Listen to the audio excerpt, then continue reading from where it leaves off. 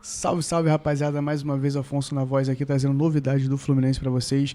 Como de costume, o nosso vídeo aqui de giro de notícias, tudo o que aconteceu ao decorrer da semana, a gente vai informar para vocês aqui agora. Mais uma vez eu tô aqui pedindo para vocês, eu não sou jornalista, sou apenas um torcedor fanático pelo Fluminense. Eu gosto de convidar vocês aqui a conhecer o nosso canal. Se você já conhece, ainda não se inscreveu, dá o like aqui pra gente, que a gente vai ajudar a gente muito a crescer ainda mais o nosso canal. A gente está numa crescente muito boa. Quem acompanha a gente no Instagram, lá na página Vivo Flu, tem visto que a gente realmente está conseguindo se estruturar ainda mais. E a gente vem trazendo sempre novidade para vocês aqui, beleza? Antes disso, antes de seguir com o nosso vídeo de giro de notícias, eu não poderia estar aqui deixando de agradecer aos nossos parceiros, né, do nosso canal. Então tá aqui o Mercado Livre, Futifanácio, Recreio, Refrigeração. Tá todos os links aqui na descrição para quem quiser conhecer. O Mercado Livre e o Futifanático você já conhece, não precisa nem falar muito, né? Então o link também está aqui na descrição. Esses links são de itens ou você entra no site e compra produtos através desses links, ajuda o nosso canal. Assim, a comissão é bem pequena, mas já ajuda a gente a comprar uma câmera boa, um microfone melhor, um computador melhor. Isso facilita. Então, dito isso, vamos de vídeo, né? Vamos do que importa, né? Que são as notícias do Fluminense. Vou trazer aqui para vocês a página do Vivo Flu. É uma página que é do nosso canal também. Então, para quem não conhece, já estou aqui pedindo para seguir. A gente posta aqui tudo que é referente ao Fluminense. Toda notícia que a gente recebe, a gente já coloca no canal. Então, tá sempre atualizado. É uma página muito antiga, que sempre me acompanhou. Pode seguir lá que tem. Eu não posto nada que eu não tiver certeza que a fonte é segura, tá? Então pode ficar tranquilo em relação às informações. Então vamos lá, vamos partir do princípio após o jogo até a data de hoje, tá? Tudo que aconteceu após esse jogo do Fluminense pela Sul-Americana contra a União Espanhola, beleza? Então a gente teve a entrevista do Renato, né? A entrevista do Renato, ela foi uma entrevista dura, mas necessária no momento. Muitos torcedores não concordaram. Então nós estamos a 90 minutos de uma vitória para passar para a próxima fase. Então ele deixou o recado. O Fluminense dele. Tá está um pouco, meu por um empate para passar. Mas eu vou deixar ele falar um pouquinho aqui, tá? Da fase da Copa do Brasil para a próxima fase também. Então ele comenta que a gente está a um empate para passar para a fase da Copa do Brasil. Esse é o quinto no Brasileiro. Aí é o quinto no Brasileiro. Porque você fez essa pergunta, mas aí eu pergunto no geral. Ele comenta também que o Fluminense que vocês querem? Jogo no Maracanã de passar de fase. Então assim, a gente depende da força da torcida e deles em campo. Problemas todos os clubes de fase na Sul-Americana. E ele questiona, problemas todo mundo tem. Se você perguntar ao Palmeiras, o problema é que o Fluminense está muito bem no Campeonato Brasileiro, na colocação. Ele, de fato, tem problemas também. E precisa melhorar. Então o Fluminense também precisa melhorar e isso eu concordo com o Renato. Então é bom que bom, né? Ele enxerga isso. Então teve a entrevista do Nonato também. Aqui ele comenta sobre o Everaldo. O Everaldo, ele fala que o Everaldo treina pênalti assim como os outros. Ele comenta também que o Arias... Desculpa, minha voz tá uma merda. Ele comenta que o Arias também... treina junto com o Ganso e com o Everaldo e o outro atleta, e que ele não decide quem vai bater o pênalti. Ele coloca para bater o pênalti e lá no jogo eles conversam quem está melhor e bate. Então rolou essa conversa mesmo, a câmera mostrou, e decidiram o que o Everaldo vai fazer. Assim, minha humilde opinião é o que eu achei que foi covardia. Sabendo que o Everaldo está sendo contestado, eu jamais deixaria o Everaldo bater, sendo com um colega dele de profissão. Então, isso para mim foi um erro, assim como erraram com o Calegari também. O Renato também comentou, isso pegou todo mundo de impacto, até gravei um vídeo falando sobre isso, que a gente sonha com diversos jogadores de nome, foi especulado diversos jogadores, e a gente sonhou com o Renato falando, sonhou não, a realidade, o Renato falou que o 9 do Fluminense está treinando o Renato Augusto.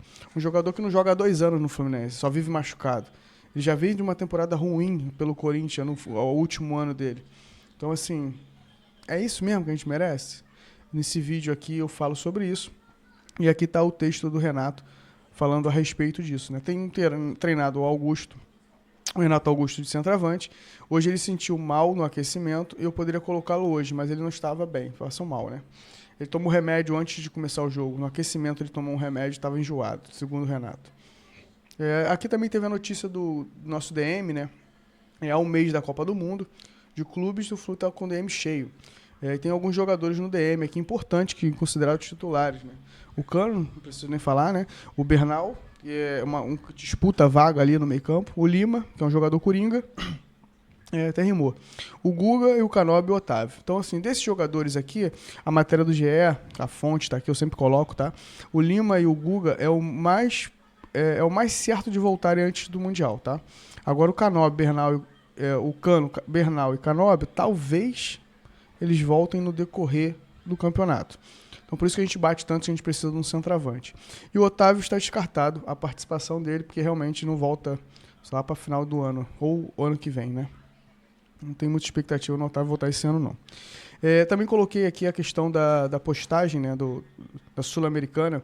Eu fiz até um vídeo no canal falando a respeito disso. A gente realmente precisa da torcida dia 29. Acho que tudo que você tiver marcado aí, dia 29, você tem que travar sua agenda. Porque, assim, se a gente quer um título, eu só vejo a Sul-Americana com possibilidades claras de título. Pô, mas tem outros clubes que vão vir agora da Libertadores e vai piorar um pouco a Sul-Americana, vai ficar mais difícil.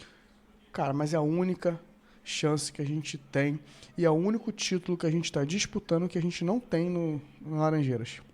É a Sul-Americana. Daí a gente ia matar esse problema de não ter título da Sul-Americana e é um campeonato que a média está fraca, né? Então, assim, a gente não tem capacidade de conquistar a Sul-Americana. Então, eu acho que agora, principalmente a diretoria, poderia dar uma moral no ingresso. Precisa estar se fazer presente, né? Como dizia o Nelson Rodrigues falou, eu não vou lembrar muito bem, mas eu gravei um vídeo sobre isso. Tá lá na página. Quando o Fluminense precisa de número, aí o milagre acontece. O que ele estava se referindo a isso? Ele estava se referindo a quando o Fluminense precisa da torcida dele, o milagre acontece. O pessoal enche Maracanã, enche a Laranjeira, que na época, né? E se faz presente, se faz valer. E dar força para a equipe. Então acho que é o momento, acho que a gente precisa realmente entrar em primeiro aí, para não ter que disputar um playoff, que a gente não tem nem data disponível na agenda para esse playoff, né? Beleza? Então tá aqui, matéria que eu acho que é a minha opinião, a gente precisa aí, o vídeo que eu comentei aqui, e tem um vídeo aqui do pessoal indo pro consulado, jogadores aqui, né? Tem um torcedor que até comentou que o Freire já tava fazendo merda aqui na fila, já tava atrapalhando a fila. Tá lá o vídeo lá para vocês conferirem. Beleza? Aqui são as notícias de hoje. 3 notícias que eu soltei hoje mais cedo, né, sobre o Fluminense, né? Então tá aqui. Os presidentes do Fluminense, Flamengo e Fortaleza fizeram um pacto ali, né? Tiveram presente na Laranjeira, no evento lá. Tá até aqui o nome do evento, que era o 2º simpósio do direito esportivo na Laranjeiras. E conversaram a respeito de diversos assuntos, né? E um deles foi a questão do fair play financeiro. Eu vou ler só para vocês aqui a questão do Mário, né? A FIFA já controla pagamentos, mas tem uma solução simples. Não pagou, não joga. Ponto, acabou. Não pagou, não joga. Se comprou um jogador e não pagou, não joga. Basta o clube notificar por e-mail. Então é mais ou menos assim que vai funcionar. Você comprou um atleta, a ideia do Mário, não quer dizer que está no papel, tá? Não está funcionando. A ideia do Mário é, se você comprou um atleta de um determinado clube e você não pagou esse clube vai lá e emite um e-mail para a FIFA ou para a CBF, quem vai controlar isso, eles vão decidindo ainda, e informa, ó, não recebi o pagamento do jogador tal. Esse clube que comprou não vai poder escalar ele. Isso já ajuda, já equilibra. O Mário cita aqui, ó, você já pode voltar a ter equilíbrio competitivo. E daí ele cita também que em 2024 a gente estava disputando brigando ali pelo rebaixamento, né, para fugir do rebaixamento, contra o Corinthians. E se você lembrar, o Corinthians ele contratou 3 atletas assim de prateleira altíssimo nível. E deu um salto na tabela, quase foi para a Libertadores. Então, assim, isso atrapalha. E não pagou ninguém. Tinha jogadores que ele comprou no início do ano e não tinha pagado. Então, isso que o Mário fala. Por isso que ele cita lá. E a matéria completa está lá no GE, beleza? Vamos de outra aqui. É a questão do Marcelo Lomba. O Marcelo Lomba, ele de fato, o Fluminense oficializou a proposta e está guardando o aceite do Palmeiras e do jogador. Fato é que o Palmeiras já está buscando outro grande goleiro que eu acompanho, Gabriel Grando, é um baita de um goleiro, promissor para a vaga também. Deles lá. Então, se o Marceloma sair, o Palmeiras já contrata o Grando. E aqui o Bola VIP, o site, né? Ele já falou, inclusive, sobre salários. Parece que o Fluminense ofereceu 300 mil reais de salário para ele.